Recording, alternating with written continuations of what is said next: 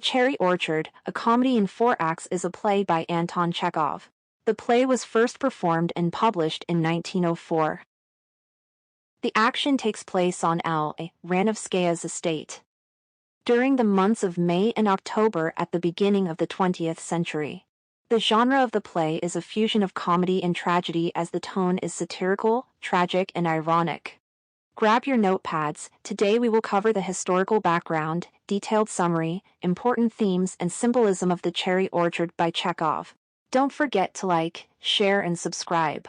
Before we start with the summary, it is important to know the historical context of The Cherry Orchard.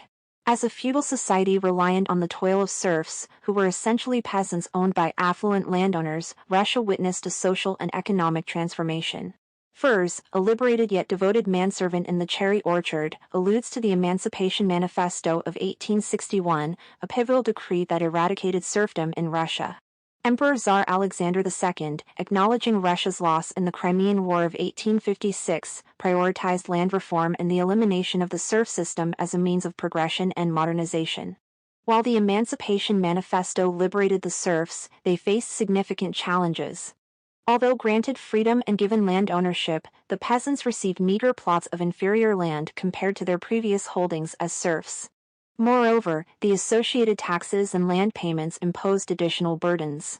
Consequently, the newly independent peasant class often found dissatisfaction with their altered social status. A thought echoed by Furs: "I was already head footman when the emancipation came. At that time, I wouldn't consent to my freedom, I stayed with the masters." By the time Chekhov wrote The Cherry Orchard, 40 years had passed since the serfs gained their freedom. The play's foundation is rooted in Russia's history of class struggles, encompassing conflicts between peasants and landowners as well as those between the middle class and the aristocracy. The play begins in May, in a room which is still called the nursery. At the aristocratic Madame Lyubov Andreevna Ranovskaya's estate in the Russian countryside, where the cherry trees are in bloom, but out in the orchard it is cold, with a morning frost. The anxious maid, Dunyasha, awaits the return from Paris of Lyubov Andreevna, a landowner, and her 17-year-old daughter, Anya, who has been absent for 5 years. Yermolai Alexeyevich Lopukhin, a wealthy merchant neighbor with ancestral ties to the estate's serfs, also anticipates the arrival of his now friend Lyubov Andreevna. Despite a delayed train, the reunion eventually takes place with the arrival of Lyubov Andreevna, Anya, Charlotta Ivanovna, the governess, and Yasha, a young manservant. The household, filled with family and friends, expresses overwhelming joy at their return. Varia, Lyubov Andreevna's adopted 24-year-old daughter, guides them through unchanged rooms and reveals the estate's dire financial state to Anya while Lyubov Andreevna rests. As the family explores the orchard, Varia and Anya privately discuss the looming threat of losing their home due to financial troubles. Anya recounts the reason for Lyubov Andreevna's departure: the death of her husband and the subsequent drowning of her 7-year-old son. Concerned about their mother's emotional well-being, Anya worries about the potential sadness caused by the arrival of the former tutor, Pyotr Sergeyevich Trofimov. After a long journey, Lyubov Andreevna, her brother Gayev, and their friend Pishchik, another landowner neighbor, reconnect while Anya retires to bed.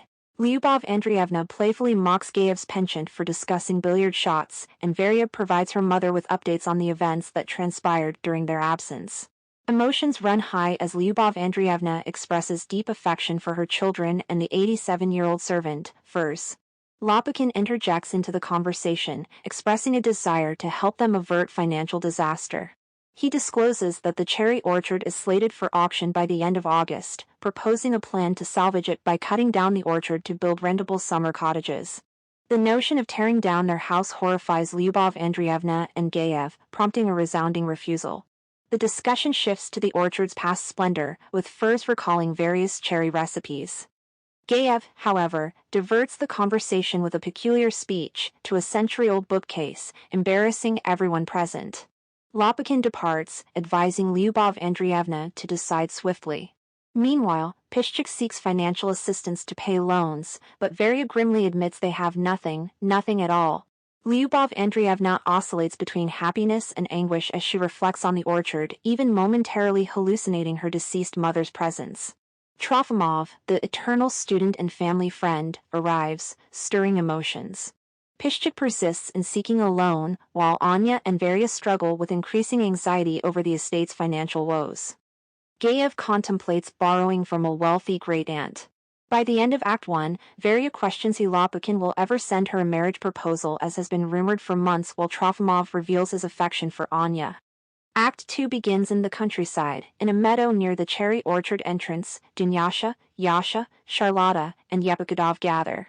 Charlotta, revealing her limited knowledge of family history being the child of circus performers, witnesses Yepikhodov's attempt to express love to Dunyasha through melancholic guitar music. However, Dunyasha confesses her love to Yasha, who, in turn, fancies himself as refined. Charlotta, finding the group absurd, walks away. The scene shifts with the arrival of Lyubov Andreevna, Gayev, and Lopukhin.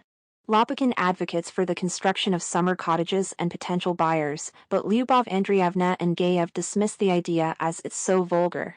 Lopukhin grows frustrated with their reluctance to take action and save the estate. "I've had enough. You've worn me out." Lyubov Andreevna, reflecting on her history of financial recklessness, shifts the conversation to her troubled past in France, revealing painful experiences of exploitation by a lover, financial ruin, and attempted suicide as a result. Acknowledging his lack of refinement, Lopukhin openly admits his wealth without cultured sophistication. Lyubov Andreevna proposes that Lopukhin consider marrying Varya. Furs enters, delivering Gayev's overcoat while reminiscing about the preferable days before serf emancipation, choosing servitude over freedom, as he states. "And when emancipation came, I was already first valet. I didn't accept full freedom then, I stayed with the family."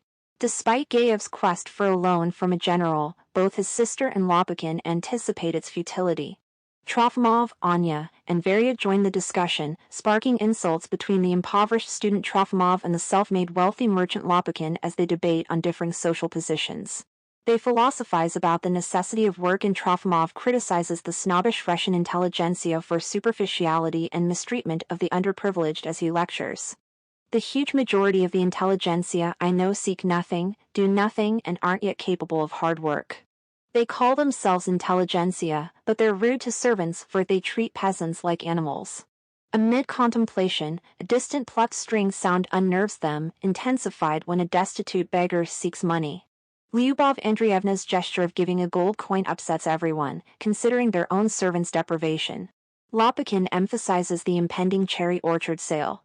Left alone, Anya and Trofimov engage in a conversation where Trofimov rouses Anya with his symbolic view of the orchard, representing the suffering serfs who toiled there. The Act 2 ends with Anya and Trofimov heading to the river despite Varya calling her towards the house. The Act 3 begins in August in a drawing room divided from a ballroom by an arch. With Lopukhin and Gayev absent, attending the cherry orchard's auction, the rest of the group gathers at Lyubov Andreevna's home, anxiously awaiting news.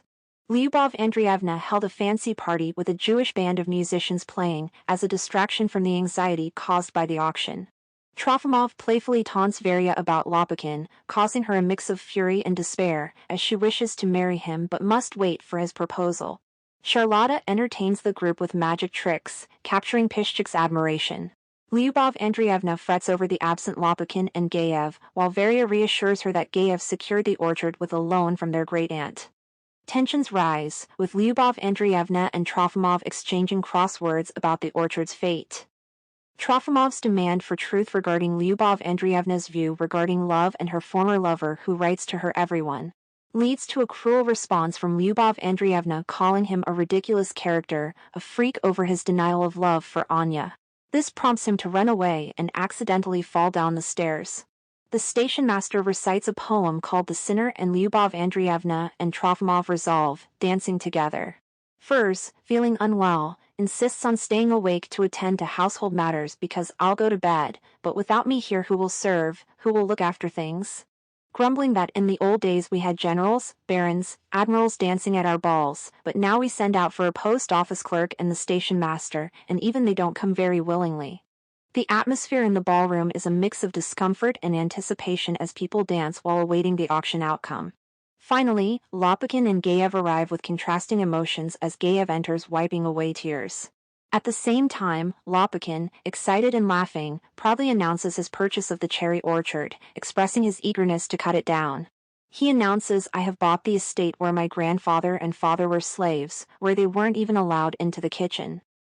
Lyubov Andreevna, weeping bitterly as Lopukhin, gently but triumphantly, tells her she should have heeded his advice. Anya attempts to comfort her distraught mother that we will plant a new orchard, more splendid than this one. The final act begins in October when the family gathers in the now empty nursery, where piles of suitcases, traveling bundles are stacked and ready for departure. Lopukhin, accompanied by Yasha holding a tray of champagne, waits for Gayev and Lyubov Andreevna, who have bid farewell to their servants with generous payment. Lopukhin, expressing his affection, offers champagne, but it is Yasha who consumes it all as the family declines. Trofimov and Lopukhin engage in a final discussion about Trofimov's vision for a progressive future, with Trofimov heading to Moscow. Lopukhin offers financial assistance, which Trofimov refuses. The distant sound of axe strokes on a tree signals the impending departure, and everyone readies to leave. Yasha and Dunyasha bid a final farewell, with Dunyasha expressing unrequited love for him. Despite their devastation, Gayev and Lyubov Andreevna calmed down with the orchard sold and their future marked. Gayev takes a job with a bank, and Lopukhin pledges to find Charlotta employment. Pishchik unexpectedly arrives, revealing newfound wealth to settle his debts. Lopukhin asks about Varia's future, learning she will become a kind of housekeeper for another family. He keeps Yepikadov on staff but leaves without proposing to Varia, who sobs quietly. Trofimov embraces the future with an exclamation of hail, new life, as they all depart. Left alone, Lyubov Andreevna and Gayev weep, bidding farewell to the orchard before leaving, believing the house is empty. They think of Furs, who is sick, and has been taken to the hospital. However, they are wrong as Furs enters after everyone left.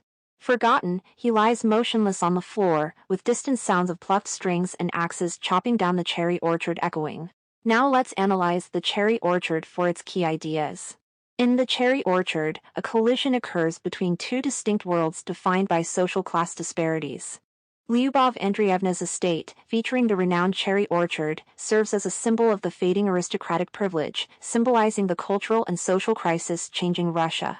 As the upper class witnesses its decline, former peasants like Lopukhin ascend to power in the emerging modern world, demonstrating a shift where hard work determines social status. Lopukhin, a prosperous former peasant, influences the play's dynamics, controlling his fate and showcasing his sway over Lyubov Andreevna's destiny. The orchard's transition from her ownership to Lopukhin's signifies the old world yielding to the ascendancy of those in power, exemplifying a new era where birthright holds less sway than individual effort. Chekhov's play delves into various social strata, depicting the disruption caused by the emergence of a middle class in Russia, impacting not only threatened aristocrats but also servants and workers navigating the changing societal order. The titular cherry orchard becomes a profound symbol, representing the vanishing social order and the ascent of a middle class driven by ambition and power. The frosty May morning setting introduces Lopukhin, a once peasant turned businessman, proposing a solution to Lyubov Andreevna's financial troubles by transforming the orchard into rental plots for the rising middle class. However, her reluctance signifies anxiety about societal change, portraying the struggles of the wealthy amidst evolving circumstances. The play reveals how social modernization affects the servant class, exemplified by characters like Dunyasha and Furs, who wrestle with shifting norms and the impending outmodedness of long-held traditions. Chekhov unveils the deep denial prevalent across all social classes, epitomized by Furs's resistance to acknowledging social change and societal upheaval. The third act's lavish party symbolizes Ranovsky's attempt to live in denial, reflecting the aristocracy's historical ease. The revelation of Lopukhin's purchase in the fourth act marks the aristocracy's downfall and the ascent of the middle class. As the family departs, the aged servant Furs, left behind and locked inside, laments his unfulfilled life, symbolizing the casualties of social changes in Russia. The concept of memory is portrayed as both a trail of personal identity and a hindrance to achieving happiness. Lyubov Andreevna wrestles with this internal struggle, attempting to reconcile a past that encompasses both splendor and spitefulness. Passionate about reclaiming the joyous childhood moments and the memories tied to her cherished cherry orchard, she finds herself deeply entrenched in her personal history. However, her idealized memories hinder her from envisioning a future that deviates from the past she holds dear. Lyubov Andreevna's history is marked by tragedy, including her husband's death, her young son's drowning, a tumultuous love affair, and financial struggles. Her emotional state oscillates between glee and gloom as she revisits the earlier times in her home. Despite exclaiming that nothing has changed upon her return, the reality is that everything has indeed transformed. In contrast, for Lopukhin, memories serve as an oppressive burden, encapsulating the recollections of a harsh and peasant upbringing. Although caring for Lyubov Andreevna and willing to assist her, he seizes the cherry orchard for personal gain when she fails to take action to save her estate. Lopukhin's past and future converge in the cherry orchard, which he perceives as a unique business opportunity. Trofimov becomes the guardian of Russia's past and a harbinger of its future. His role involves reminding others of the cruelty underpinning the class system, now wilting. He is preoccupied with Russia's historical memory, advocating for a deliberate renunciation of the oppressive aspects of the past to pave the way for progress. Unlike Lopukhin, he sees the cherry orchard not as a symbol of an enamored past but as a symbol of oppression, prompting him to prioritize shedding it for a more classless future. In contrast, Furs remains firmly anchored in distant memories from a bygone era, marked by a time before the serfs were liberated. Despite his allegiance to this golden past, Furs struggles to recall crucial details, such as the recipe for the once famous dried cherries from the orchard. His admission of forgetfulness and that nobody remembers serves as a poignant hint of his fate, eventually being forgotten himself at the play's conclusion, symbolizing the forgotten era he embodies. Before we end the video, let's look at the two most important symbols of the cherry orchard. The titular cherry orchard is the most significant symbol whose looming presence is felt throughout the play but is visible never on stage. It is on Madame Ranovskaya's estate, and Lopukhin implies that it covers the vast 2,500 acres. The cherry orchard's existence is confined to the recollections of the characters. For Lyubov Andreevna, Gaev, and Anya, the orchard embodies memories of once content lives in affluence, now overshadowed by financial troubles. Lyubov Andreevna envisions her deceased mother strolling through the orchard in Act 1, viewing it as a nostalgic remnant of her blissful childhood. The orchard symbolizes their family's aristocratic standing. Lopukhin associates it with harsh childhood memories and perceives it as a hindrance to both his and Ranovsky's prosperity. It also stands for the historical oppression imposed by the aristocracy, as Trofimov reveals that the orchard's beauty was cultivated through the toil of enslaved serfs. In Act 2, Trofimov sees the faces of those serfs in the orchard, marking it as a memorial to their suffering. The orchard's destruction at the play's conclusion signifies the decline of the ruling class's oppression. It symbolizes the aristocracy's resistance to relinquishing control over their properties amid societal and economic transitions. As Russia experiences the emergence of the middle class, traditional lifestyles become untenable, forcing even the privileged landed gentry to make sacrifices. Ranovsky's inability to acclimatize mirrors the aristocracy's paralysis in the face of social change. While the early chopping down of the orchard by Lopukhin's workers represents the violent destabilization of the aristocratic class. Furs' statement "they forgot it. No one can remember it," regarding the recipe of the cherry jam made from the cherries of the orchard is indicative of the idea that once productive, the orchard is now obsolete. Serving as an artifact of the past with no current utility, except as a memorial or symbol of its bygone era. The breaking string, serving as an auditory motif of forgetting and loss, makes its first appearance in Act 2 following Gaev's contemplation on the perpetual nature of the surroundings. Furs reveals that it was previously heard during the time of serf emancipation. After Furs delivers the play's final lines, the sound of the snapped string resonates once more, accompanied by thuds of axes chopping in the cherry orchard. Furs, the aged manservant, acts as the play's human link to the distant past and memories, ultimately passing away. This melancholic sound signifies transition and emphasizes the shift from the feudal past to the transactional present. Its sensory impact contrasts with the lingering presence of the cherry orchard, alluded to but never visually presented on stage. The sound's auditory intensity easily surpasses the diminishing, offstage essence of the cherry orchard. Hope you liked today's video. Don't forget to share and subscribe.